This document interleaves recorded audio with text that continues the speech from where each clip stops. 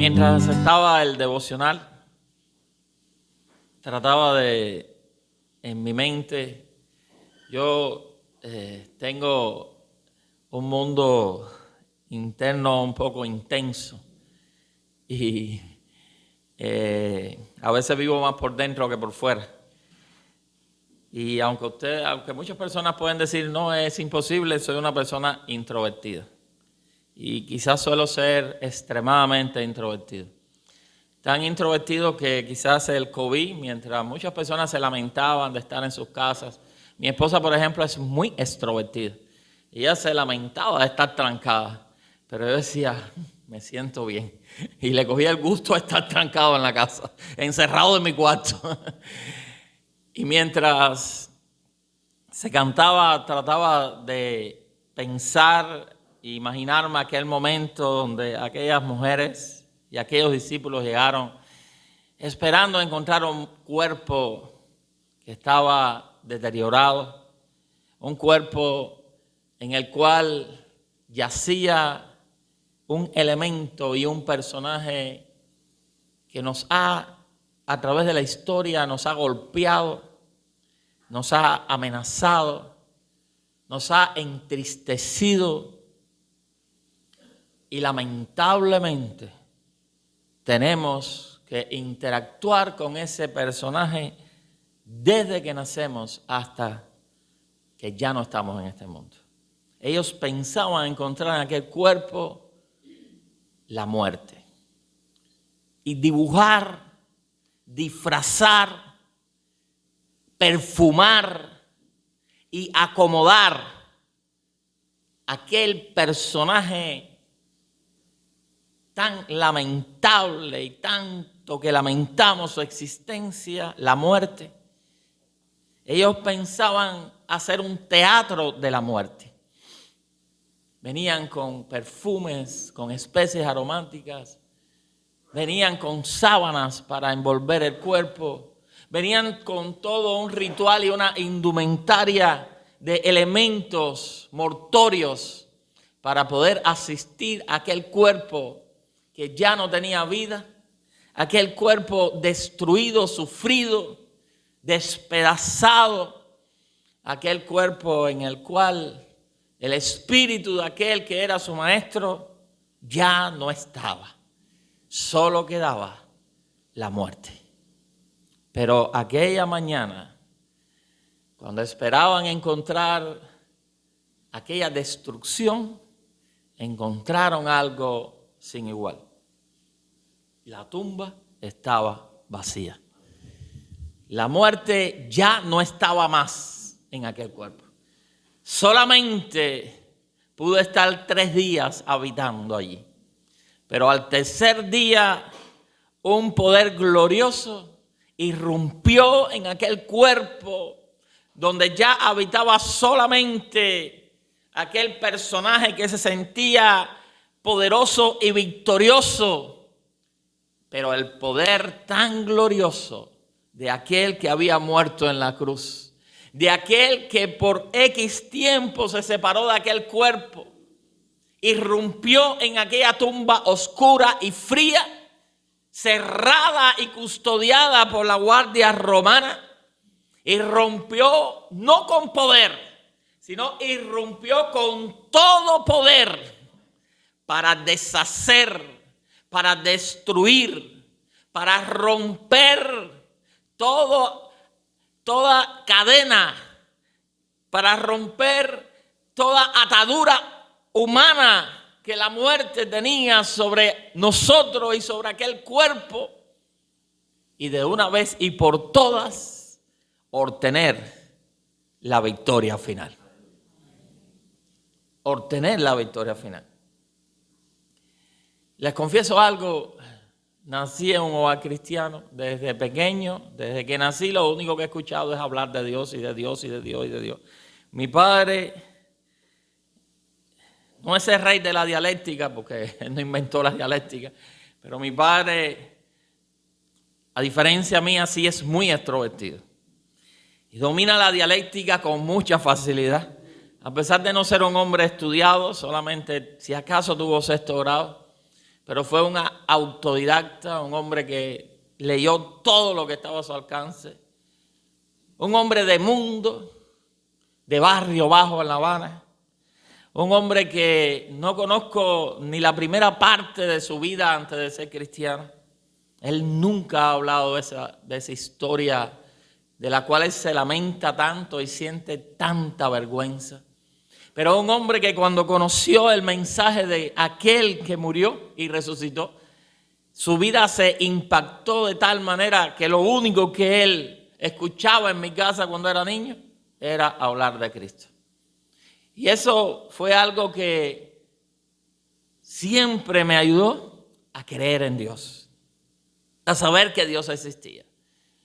Pero les confieso que traté de buscar evidencias, como toda persona pienso, para encontrar en el cristianismo, para encontrar en la Biblia alguna fragilidad, alguna fisura que me mostrara que el cristianismo no era tal verdad. Que el cristianismo podía ser una verdad, sí, es cierto, pero una verdad más entre otras muchas verdades. Tuve un pastor que considero una de las personas más inteligentes que he conocido. Me formé al lado de él. También en su análisis, en su pensar, en mi aprendizaje, traté también de encontrar fisuras más profundas y ver de qué manera esto, si era cierto o no, si estaba perdiendo el tiempo o no. Porque podía ser que estuviera perdiendo el tiempo. Y yo no quería perder el tiempo. No estoy para perder el tiempo. Pero mientras más pensaba, mientras más buscaba, más arraigado y más se ha arraigado la verdad en mi corazón.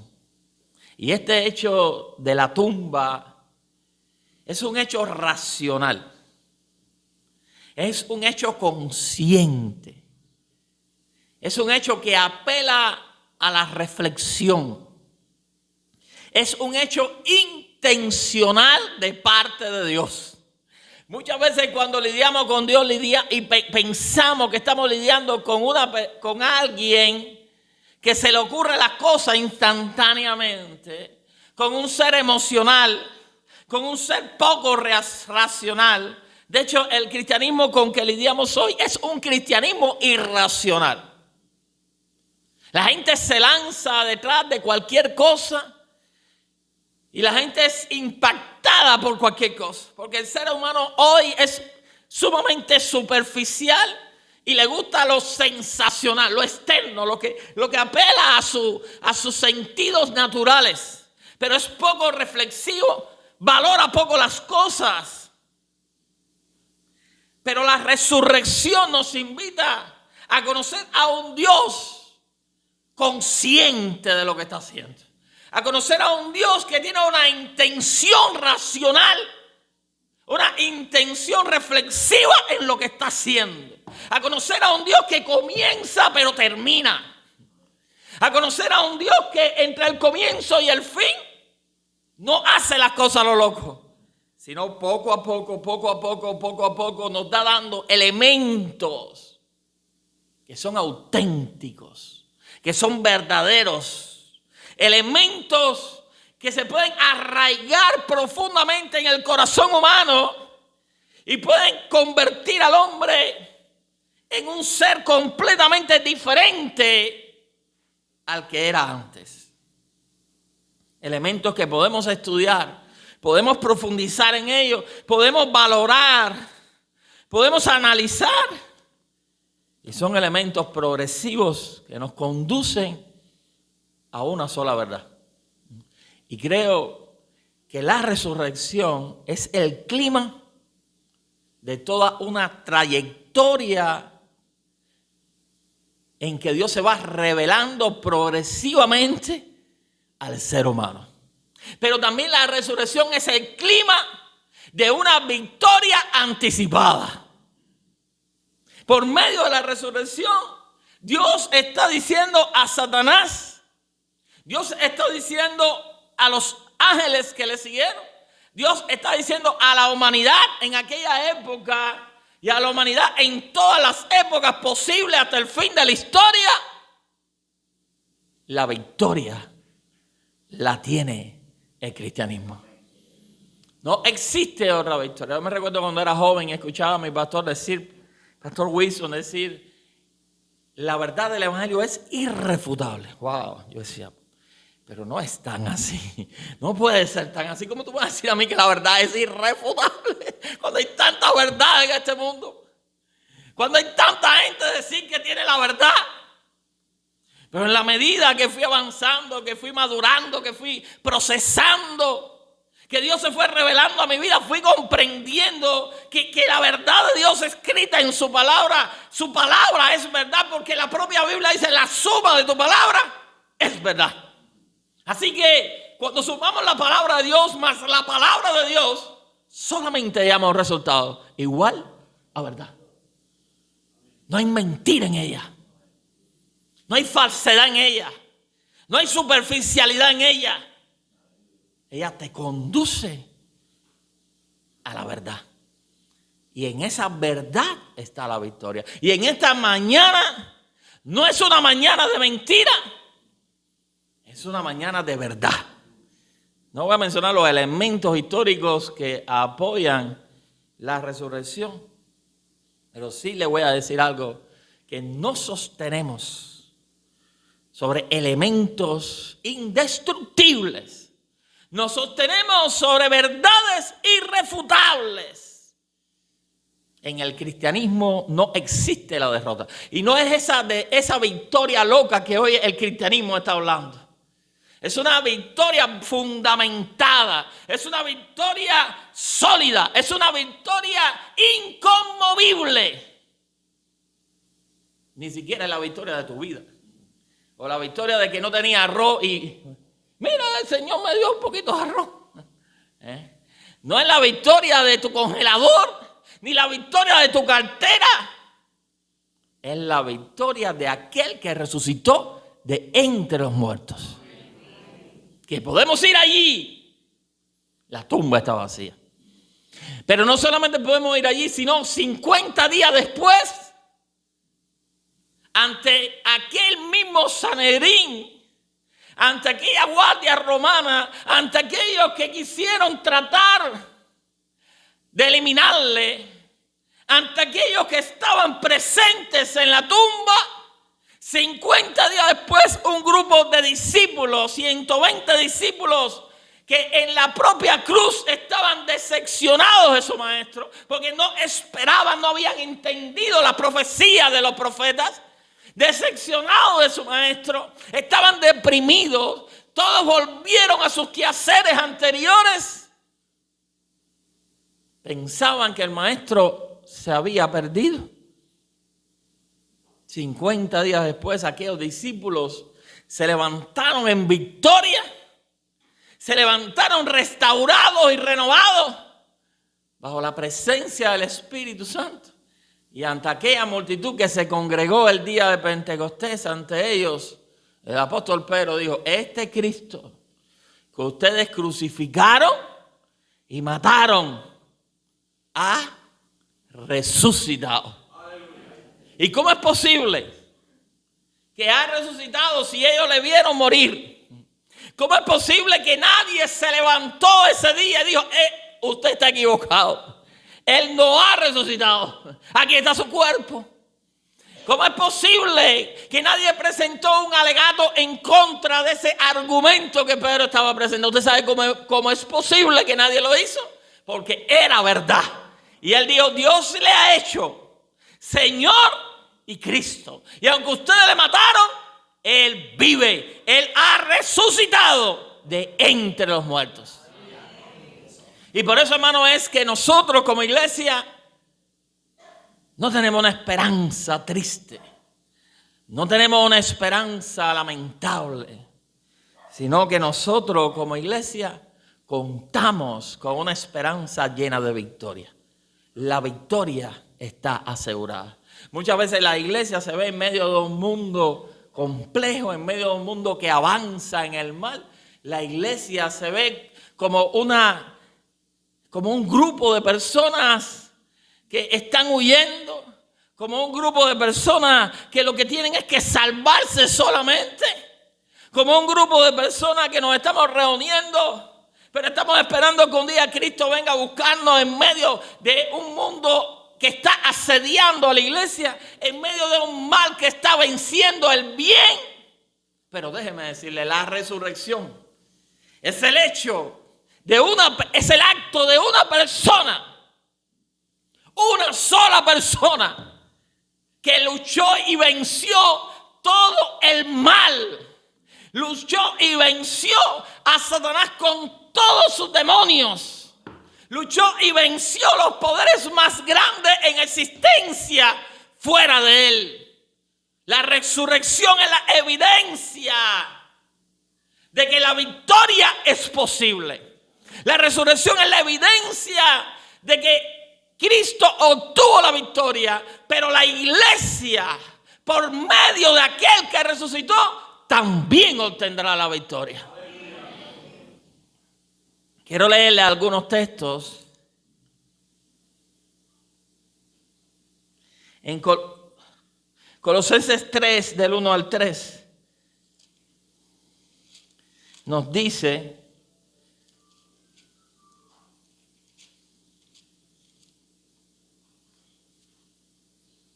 dice este texto en el versículo 1: si pues habéis resucitado con Cristo, buscad las cosas de arriba donde está Cristo sentado a la diestra de Dios. Si hemos resucitado con Cristo, porque la resurrección de Cristo es la evidencia también de que nosotros en Él podemos resucitar. Dice Cristo en Juan capítulo 5: ha venido la hora y ahora es cuando los muertos, y no se está refiriendo a muertos físicos, porque si usted lee los versículos posteriores, después él habla de la resurrección de los muertos físicos, pero él está diciendo ahora, los muertos, está hablando de otro tipo de muerte, la muerte que el pecado ha efectuado en el corazón, que ha matado el espíritu, ha matado el alma humana, separándole de Dios. Pero dice Jesucristo, viene la hora y ahora es cuando los muertos oirán la voz del Hijo de Dios. Y los que lo oyeren, ¿qué le pasarán? Dice, vivirán. Vivirán porque su voz, su palabra es tan poderosa. Es como espada de dos filos que penetra hasta partir el alma. Quiebra los tuétanos, destruye todo argumento que se levante contra Dios. Y dice entonces, si hemos resucitado con Cristo, buscar las cosas de arriba, donde está Cristo sentado a la diestra de Dios. Quiere decir que la resurrección eleva el estándar del ser humano. La resurrección nos hace ser vivificados en nuestra alma, nos hace ser resucitados en nuestra alma, de la misma forma que aquel cuerpo lleno de muerte, aquel cuerpo putrefacto, bajo el poder glorioso de aquel que había muerto y ahora estaba también por medio de su poder resucitando aquel cuerpo y cambiando aún su sustancia material en una sustancia glorificada. Y eso es un milagro. De esa misma manera, Jesús, al entrar en el espíritu humano, por muy muerto que esté, por muy destruido que esté, si nosotros escuchamos la palabra y le abrimos paso a Él, le abrimos paso a su intervención todopoderosa, Él puede llegar a resucitar nuestras almas. Él puede cambiar nuestra perspectiva. Él puede reorientar nuestras vidas. Por eso es que no vivimos, si la Biblia no predica un cristianismo mediocre, la Biblia predica un cristianismo de excelencia. La Biblia no predica reunirnos un domingo en el templo, la Biblia no predica. Para la Biblia ese no es el clima. El clima es que Cristo esté morando en nuestros corazones. Que su resurrección se efectúe en nuestros corazones. Dice en Colosenses capítulo 1, versículos 17 y 18.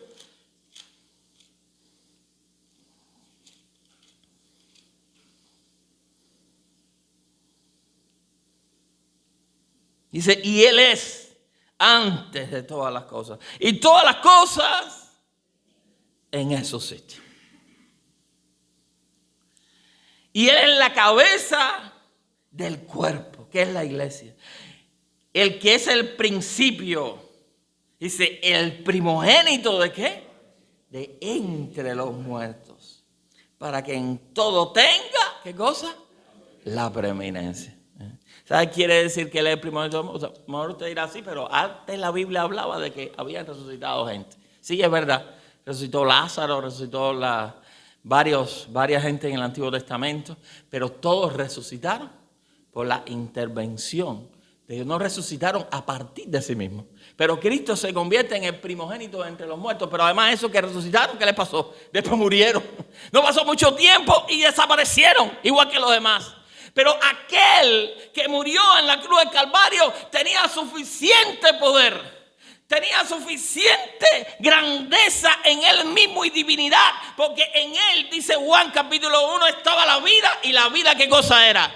La luz de los hombres. Antes que todo tuviera vida, él dio origen a partir de su poder a todas las cosas en existencia. Pero también dio sentido, dio propósito a todo lo que existe. Y por eso dice, él es el primogénito de entre los muertos. Porque él resucitó a partir de sí mismo. Él resucitó a partir de su propia identidad. Fue tan poderosa que aquel que había destruido la humanidad a través de la historia, la propia muerte, fue derrotada completamente ese día.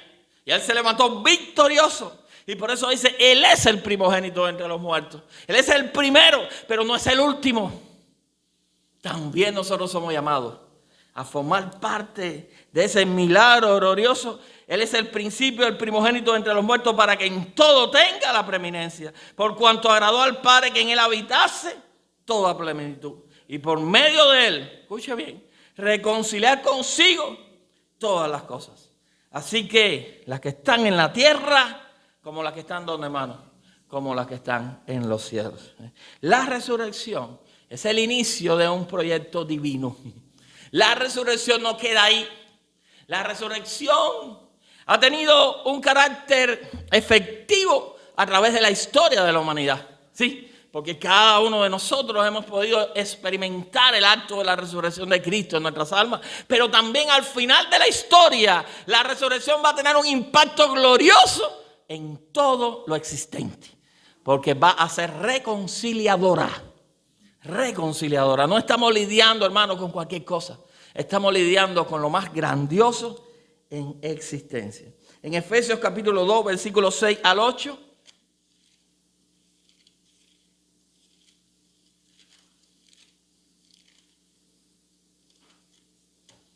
Dice: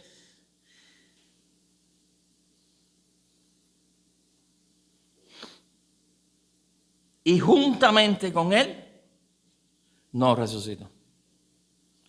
Asimismo, nos hizo sentar en los lugares celestiales con Cristo Jesús, para mostrar en los siglos venideros las abundantes riquezas de su gracia en su bondad para con nosotros en Cristo Jesús. Dice que con él y juntamente con él nos resucitó. No venimos a la iglesia, no nos reunimos en esta mañana para mencionar un hecho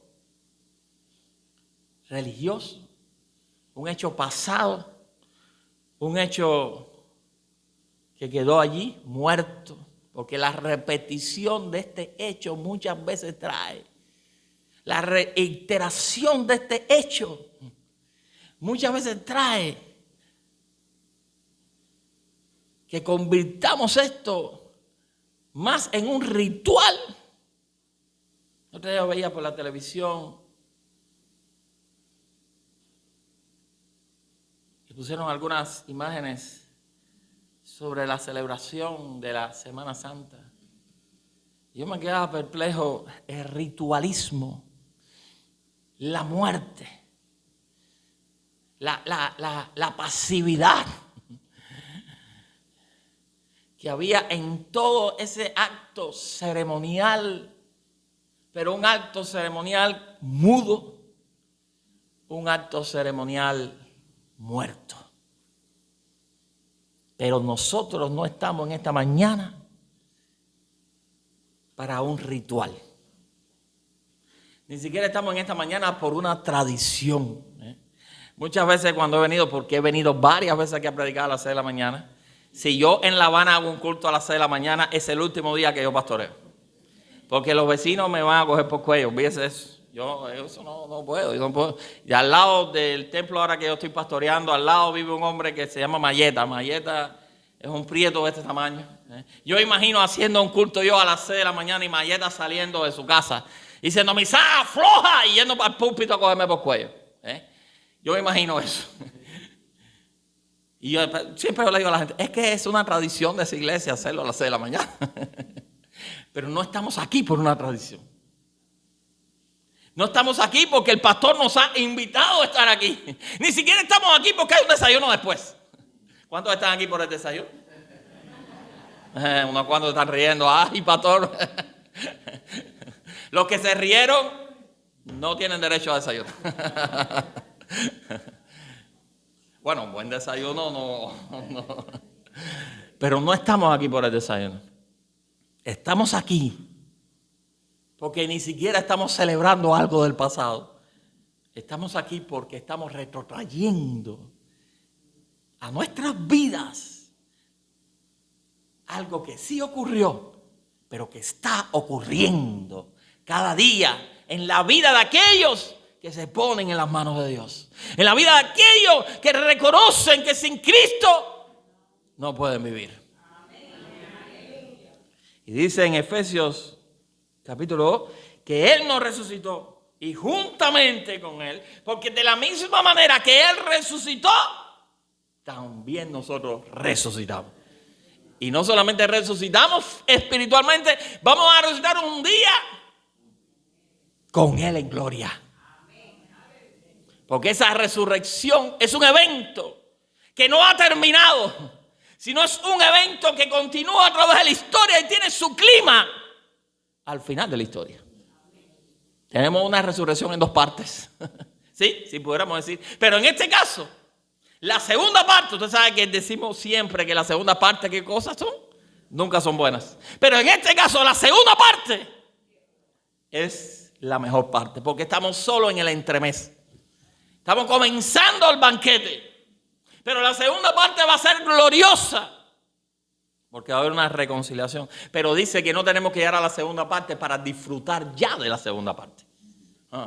Y dice entonces, nos hizo sentar con Cristo. Y aquí no está diciendo, nos hará sentar con Cristo en el futuro, sino desde ya, desde el mismo momento que Él resucitó y se sentó a la diestra del Padre. Dice la Biblia que la iglesia, aquellos que son sus hijos, aquellos que han resucitado con Cristo, están sentados a la diestra del Padre. Yo pregunto, hermano, en esta mañana, no sé si ustedes conocerán algo, si el pastor no ha perdido el tiempo. Yo sé que no ha perdido el tiempo. A lo mejor ustedes no conocen mucha Biblia. Yo no sé si esta iglesia conoce Biblia o no. Yo no sé, pero yo le voy a hacer una prueba hoy. Dice la Biblia que nosotros, que Cristo es la cabeza ¿de qué? ¿Y qué cosa entonces la iglesia? ¿El cuerpo de quién? ¿Mío? ¿Del pastor Henry? No, porque yo voy a la iglesia de Henry.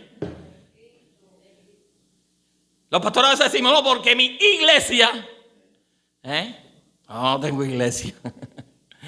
Yo solamente soy un instrumento para pastorear algo que no es mío. Así somos los pastores. ¿De quién es el cuerpo? No, 3 o 4 aprobaron teología.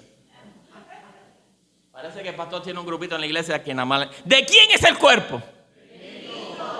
Bueno, un poquito por acá, por acá está un poco. ¿De quién es el cuerpo, hermano?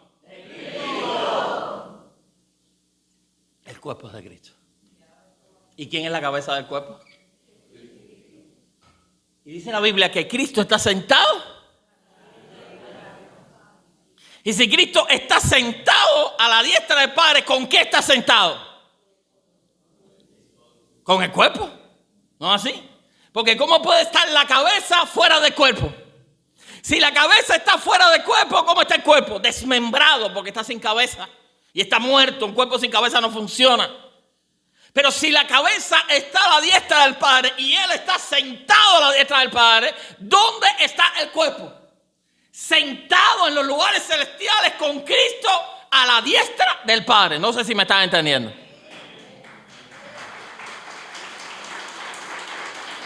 Y si estamos sentados a la diestra del Padre con Cristo, entonces la iglesia está también reinando ¿con quién? Con Cristo. No somos los reyes, el rey es Cristo, pero nosotros somos su cuerpo. Y al ser su cuerpo, y estamos como cuerpo sentados en el trono con Cristo, porque Él es nuestra cabeza, entonces también reinamos con Cristo. No reinaremos, sino ya desde ya. Su propia resurrección es la evidencia de que Él es el Rey y Señor de señores. Y que le ha dado a la iglesia el potencial, le ha dado a la iglesia el recurso, le ha dado a la iglesia la posibilidad de extender su reino en esta tierra. Porque juntamente con Él estamos reinando con Cristo en gloria. Así que, hermanos, estamos lidiando con algo que creo que nos supera.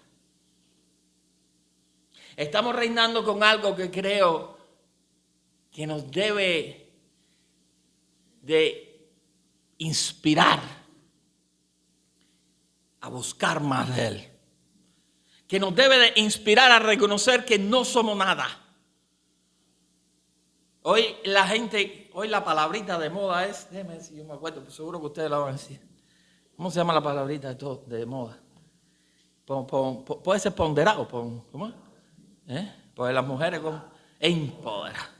Estamos lidiando con la palabrita de moda empoderar. Todo el mundo quiere ser. Las mujeres que quieren ser. Dice Lidia que iba a dar un tarde, pero digo, Lidia, le suave con eso, cuando me confunde la gente. Las mujeres quieren ser empoderadas. Los hombres que quieren ser también. ¿Qué quieren ser, hermano? Los hombres no quieren ser nada. Empoderados también. Los niños quieren ser empoderados. Las niñas quieren ser empoderadas. Los pastores, bueno, también queremos ser ¿qué cosa? Empoderados. Todo el mundo quiere ser empoderado. Pero déjame decirte que vivimos en un mundo donde el que debe estar empoderado es Cristo. Nosotros solo somos sus instrumentos. Vivimos en un mundo donde los cristianos muchas veces viven aislados de Cristo. Porque es su ego, es sus perspectivas, es su agenda, es su forma de ver la vida. Pero déjame decirte, Cristo es la cabeza del cuerpo. Y como cabeza de cuerpo, Él es el que dirige la iglesia. Y Él es el que dirige nuestras vidas. Nuestras vidas. Dice también en Efesios 1, 19 al 23. Entonces dice, ¿y cuál? La supereminente grandeza de su poder para con nosotros los que creemos según la operación del poder de su fuerza, la cual operó en Cristo, resucitándole de los muertos y sentándole a la diestra en los lugares celestiales. Sobre todo, escuche bien, principado y autoridad y poder y señorío. Dice, no que lo pondrá en el futuro, sino que desde su propia resurrección Dios le atrajo a sí mismo y le sentó a la diestra del Padre. Y dice, sobre todo principado, autoridad, poder y señorío, y sobre todo nombre que se nombra, no solo en este siglo, sino también en el siglo venidero. Y sometió, dice la Biblia, y sometió todas las cosas bajo sus pies y lo dio por cabeza ¿a quién? Por sobre todas las cosas a la iglesia, la cual es su cuerpo, la plenitud de aquel que lo llena todo. ¿En qué? En todo, hermano. Quiere decir, como iglesia, la resurrección fue un hecho, no solamente para salvarnos en lo personal. La resurrección fue un hecho para establecer en este mundo un pueblo diferente, un pueblo con una vida, un pueblo con relaciones, un pueblo con una proyección en el futuro, un pueblo con un estándar de vida completamente diferente a este mundo, un pueblo resucitado por aquel que se autorresucitó a sí mismo. Eso, hermano, implica la resurrección. La resurrección no queda en Cristo. La tumba está vacía para mostrarnos que Él anda por este mundo resucitando. Que Él anda por este mundo, no resucitando a individuos que estén distantes los unos de los otros, sino anda por este mundo resucitando a un pueblo. Porque esto no tiene que ver ni contigo ni conmigo. Esto nos sobrepasa a todos nosotros. Esto tiene que ver con una humanidad. Esto tiene que ver con un proyecto celestial y divino establecido desde antes de la fundación del mundo. Esto tiene que ver con la victoria del bien sobre el mal, con la victoria de la fe sobre la incredulidad. Esto tiene que ver con la evidencia, toda la magna evidencia de Dios al final de la historia por medio de su iglesia. Vamos a leer en Filipenses capítulo 2.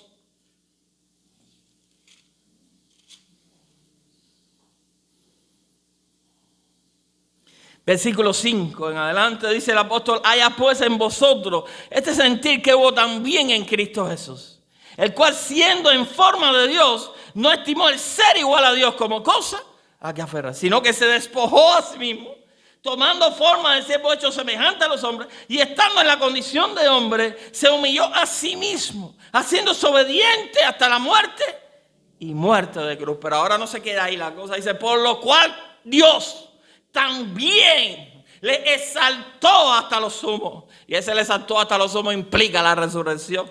Y dice: y le dio un nombre que es sobre todo nombre, para que en el nombre de Jesús se doble toda rodilla de los que están en los cielos, en la tierra y debajo de la tierra, y toda lengua confiese que Jesucristo es el Señor, para gloria de Dios Padre. Por tanto, la resurrección implica un plan que no está contenido solo en la persona de Cristo.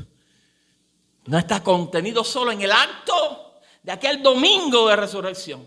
No está contenido en aquel amanecer.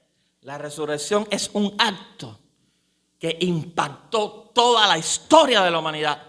Porque por medio de su resurrección, Cristo quiere evidenciar ante un mundo perdido que existe un mundo diferente.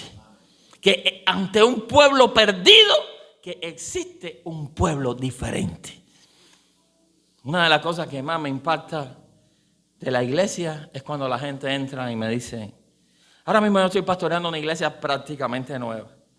Una iglesia que pasó por momentos muy difíciles, más de 18 años en construcción, navegando por diferentes templos. Le pasó el COVID por arriba y muchas personas murieron. Y al comenzar, pues tenemos una congregación mínima, pero de miembros oficiales, pero tenemos una congregación de 80, 90 personas que prácticamente todas son nuevas. Y ahora cuando yo empiezo a pastorear el año pasado, empiezo como pastor a tratar de ir avanzando en la iglesia y que Dios me pueda dar visión para ir viendo cómo lidiar con tantas personas nuevas, con tan pocas personas que viejos en esa iglesia. Fue la iglesia donde yo crecí, donde yo nací físicamente, donde yo pasé mi infancia, mi juventud, mi adolescencia, todo. Me casé, me bauticé ahí, me ordenaron ahí, todo lo pasé ahí. Me mandaron al seminario ahí. Pastor de toda una vida ahí. Esa era la iglesia de mi pastor, Wilson. Pero me llama la atención, porque la gente va. Es una iglesia que está en un lugar muy visible, una avenida muy transitada y todo el mundo pasa. Ahora domingo abrimos las puertas, las ventanas, porque todo es de cristal transparente y la gente entonces pasa, mira y mucha gente entra, se sientan, escuchan. Algunos van de tránsito, pero otros se quedan. Pero me llama la atención porque la gente me dice, y yo como pastor veo que hay cosas que hay que elevar y estoy trabajando en eso. Y la gente me dice: pastor, pero yo me quedé aquí porque hay algo diferente. Veo amor en la gente. Veo que cuando se acaba el culto la gente viene y me saluda sin conocerme, me pregunta mi nombre. Veo que la gente se preocupa. Yo me quedé aquí porque necesito algo distinto. Y veo que Dios está entre ustedes. Wow. Dios está entre nosotros. Él vive. Y no está entre nosotros para que en esta mañana nos vayamos para nuestra casa y se acabó. Está entre nosotros Porque Él vive y que al irnos para nuestras casas no se acabe todo, sino que el vínculo con el Padre, el vínculo con el Hijo, el vínculo con el Espíritu Santo, pero el vínculo en aquel pueblo que es la familia de Dios, se pueda establecer y se pueda redimensionar a otros espacios, a otros lugares, a otras almas, que en ellas reina la muerte. Pero nosotros somos un instrumento de vida en este mundo. De la misma forma que el cuerpo de Cristo se convirtió y se ha convertido en un instrumento de vida y de resurrección, la iglesia como cuerpo de Cristo es un elemento, es el instrumento histórico de Dios para manifestar a través de nuestra vida, de nuestras relaciones, de la transformación que opera Dios en nosotros, del funcionar como cuerpo de Cristo, donde nos hemos despojado de todo lo que nosotros somos para solamente vestirnos de todo lo que es Cristo, pueda tener un impacto glorioso y trascendental en la historia de la humanidad por delante. ¿Sí? La gente hoy no ve a Cristo, pero la gente hoy nos ve a nosotros. La gente hoy ve el cuerpo de Cristo. La gente va a hablar de la resurrección de Cristo. Ese es nuestro fundamento y nunca dejaremos de hablar de Él. Pero la gente necesita hablar del cuerpo también de Cristo, que se funda en aquella tumba vacía. Pero que la tumba no quedó vacía, sino el que resucitó en la tumba, resucitó y ha resucitado de nuestras almas, ha resucitado nuestras vidas, ha resucitado nuestros vínculos relacionales, ha transformado todo lo que somos para convertirnos en un pueblo glorioso. Recientemente tuvimos la convención de la obra ahora en marzo y yo decía, wow, fuimos pensando que la luz se iba a ir todos los días, usted sabe, en el medio del monte allá en Santa Clara, en Placeta, la luz iba a ir todos los días.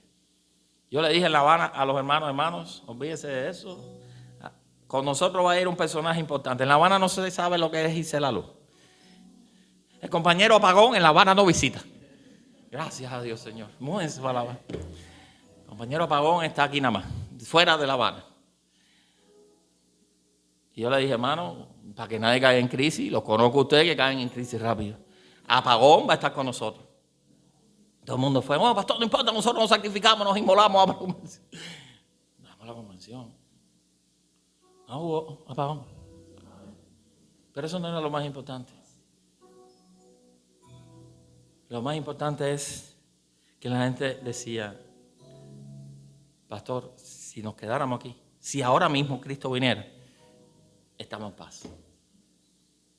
Y yo decía, ¿y por qué estamos? ¿Por qué?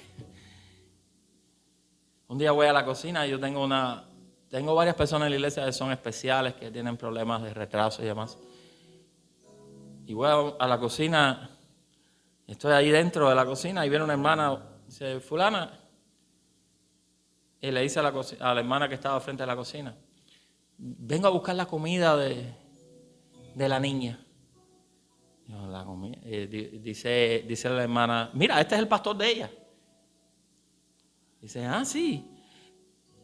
No, yo vengo a buscar la comida que ella está enferma. Y le dije a la hermana de la cocina, que se llama Hilda, ¿y quién está enfermo? ¿De quién tú me estás hablando? Dice, no, de fulana, que es una muchacha. Bueno, ya ella tiene 50 años, pero es retrasada, tiene retraso. Y estaba enferma. Y esa persona, esa hermana que yo casi ni conozco, que no la conoce a ella, estaba preocupándose en buscar la comida de esa muchacha que en la sociedad quizás se ha estirado a un lado, que nadie quiera a lo mejor saber de ella. Y ella se estaba preocupando por algo que ni siquiera yo como pastor conocía que estaba enfermo. Porque nunca llegó a mí porque no hizo falta, porque es que la gente la cubrieron tanto. Y yo decía, wow, eso es nada más la iglesia. que la gente puede sentir tanto amor por alguien que no conoce, que está dispuesto a hacer un grano de trigo que cae en la tierra, se pudre, se pierde, pero tiene un aporte inmenso, donde al él podrirse y perderse, ese grano germina. La muerte tiene una paradoja, porque en Cristo la muerte se convierte en vida. Y ese grano crece y da mucho fruto.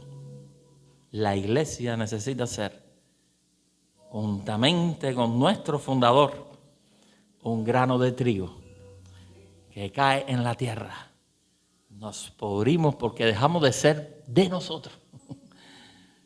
Dejamos de amarnos a nosotros